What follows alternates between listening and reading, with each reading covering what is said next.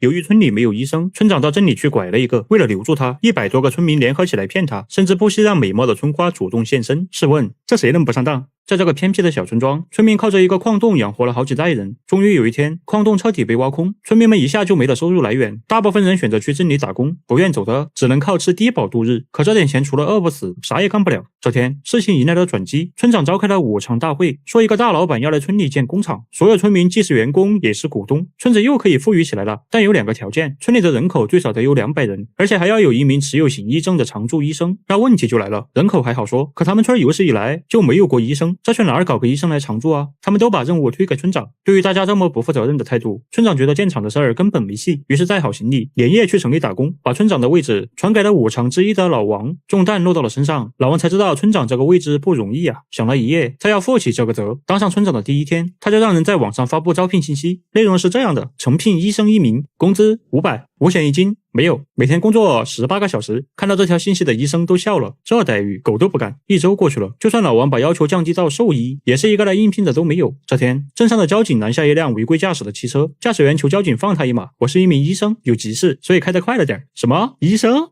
没错，交警正是到城里打工的老村长。第2天，村里就拉响大钟，召集全村人开会。老王告诉村民们，老村长出息了，在城里拐了1名医生，但对方只愿意在这里住1个月，建工厂的要求是必须常住，所以得想办法骗他签下长期合约，不行就把他腿打折，反正必须把医生留下来。等工厂建起来了，就把孩子们叫回来上班，给他们安排996，养活咱们。村民都报以热烈的掌声，表示全力配合老王。还有2天医生就要来了，老王连夜找来卧龙凤雏，开始制定计划。经过1整晚的讨论，计划如下：计划1，撒币计划，故意在医生的必经之路上扔钱，让他每天都能捡到钱。计划2，投其所好，他们从医生的朋友圈里发现他爱好打板球，于是全村开始做板球器材，布置场地，还组建了一支板球队。计划3，窃听风云，为了知道医生对村里有什么不满，老王在医生的住处装了个窃听器。卧龙提醒老王，偷听是违法的。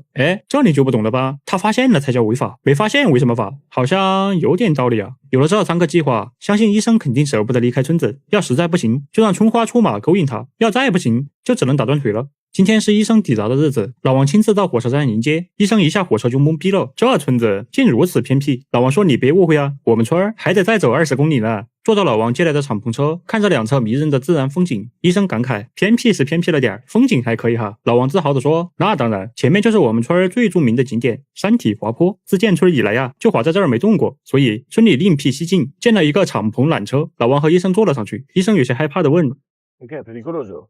Relativamente.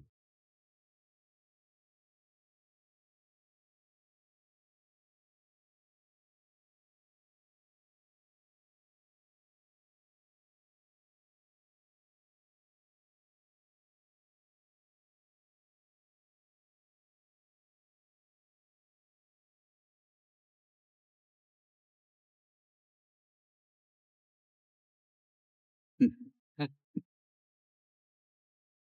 一开始还挺平稳，看着也没多高，风景也不错，但随着惯性，缆车越来越快，而且越来越高，医生差点就被吓尿了。老王安慰他，运气好，一下就过去了。那要是运气不好怎么办？怎么办？我们村有120人，可以办12桌。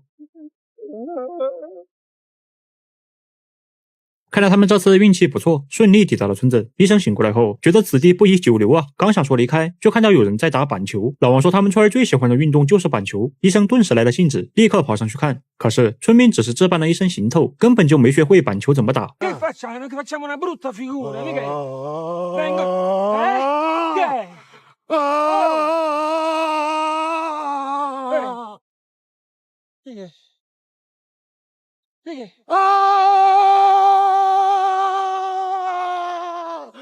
还在是卧龙脑瓜子转得快，他直接开始庆祝比赛胜利，这不就不用打了吗？大家秒懂，也跟着庆祝起来。医生果然被骗到了，以为这是刚打完，但全场都在欢呼，这是2边都赢啦。老王赶紧解释，我们这是友谊第一，比赛第2，所以输家也很开心。医生非常欣赏这种有风度的输家，他很期待下一场能亲自打一打。在老王的安排下，医生来到村里的住所，他不知道有2个大妈在全天候监听。他们通过偷听得知医生今晚想吃寿司，全村上下立刻开始忙活。等医生来到餐厅时，店长推出特供产品寿司，医生满意的吃了晚餐，准备回去时碰到了春花。这鸟不拉屎的村子竟然有这么漂亮的妹子。在回去的路上，他又捡到了1块钱。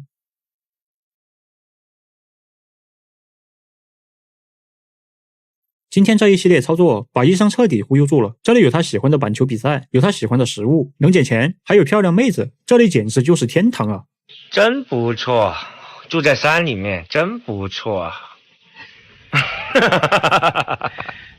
可第二天一早，他就发现诊所门口排了长队，村民们从来没看过医生，这好不容易骗了一个，还不得好好看看病呢？医生看了一整天，什么奇奇怪怪的病人都有，这个说耳朵看不清，那个说眼睛听不见，还有让他给羊看胎孕的。医生被累得够呛，他跟老王抱怨，这一天下来休息的时间都没有，而且这些村民对看病好像一无所知的样子，也让医生产生了怀疑。老王连夜就组织开会，把村民痛批了一顿。我知道你们没见过医生，但你们也稍微克制一下好吗？全村就120人，第一天就有80个人跑去看病，这还不得把人给吓跑了？老王当场定了一个规矩，以后每天只能去1个人。第二天，老王就迫不及待给审查员打去电话，说医生有了，该来建工厂了。可对方说，从资料上来看，你们只有120个人，没有达到200人的要求啊。老王保证，那是以前的资料，现在外出打工的人都回来了，我们村现在有250人。行吧，我信，但实话告诉你吧，现在工厂选址就在你们村和隔壁村之间决出，隔壁村有5万，怎么可能？隔壁村能有5万人？要是把没出生的都算上，我们能有上亿。我说的是5万欧元。老王听明白了，这是在向他索贿呀，不就5万欧吗？我们也有。见老王愿意贿赂，审查员表示1周后去他们村考察，要是人数真的有250，工厂就建你们那儿，但前提是要一切顺利，特别是那5万。老王挂了电话，很头疼，5万欧他们真没有。老王只能来银行申请贷款，这可是下了血本，要是医生敢跑，那估计只有死路一条。1周后，审查员来考察了，老王首先带他去餐馆，全村的人都在这里假装吃饭，怎么样？我们村人多吧？审查员起身要去别的地方看看，他前脚刚走，餐馆里的村民立刻开始换衣服。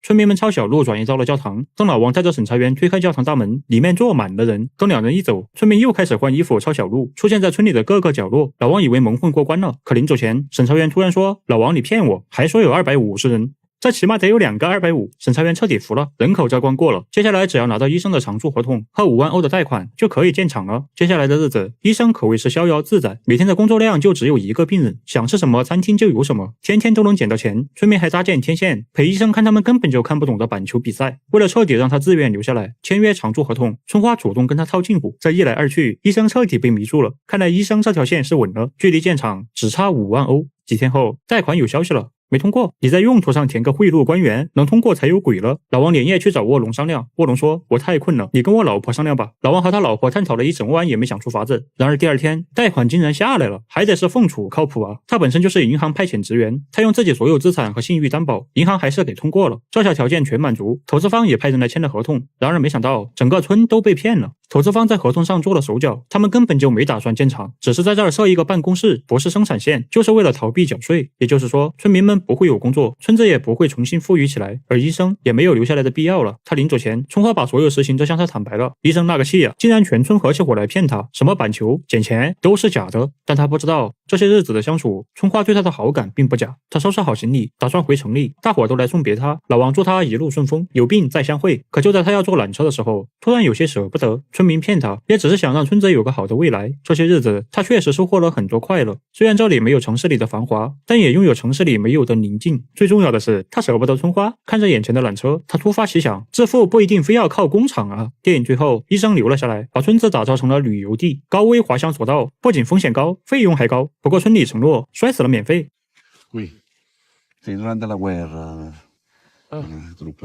之前老王在医生去参观过村里的矿洞，因为开采完毕变成了溶洞，他发现里面还有大量对人体有益的矿物质，所以他把这里开发成矿洞养生温泉，游客们是络绎不绝，旅店供不应求，村子在医生的帮助下走向了繁荣，而医生也和春花过上了没羞没臊的幸福生活。这是一部意大利的喜剧电影，一个近乎完美的村庄，很小众，但是一部难得的好片。电影通过荒诞又温暖的故事，展现了人性中善意的欺骗与坚守的力量，不完美的完美主义。当村民在教堂坦诚骗局时，医生却说：“这里虽小，但你们真实可信。”一部无厘头又很温馨的片子，这才像个喜剧的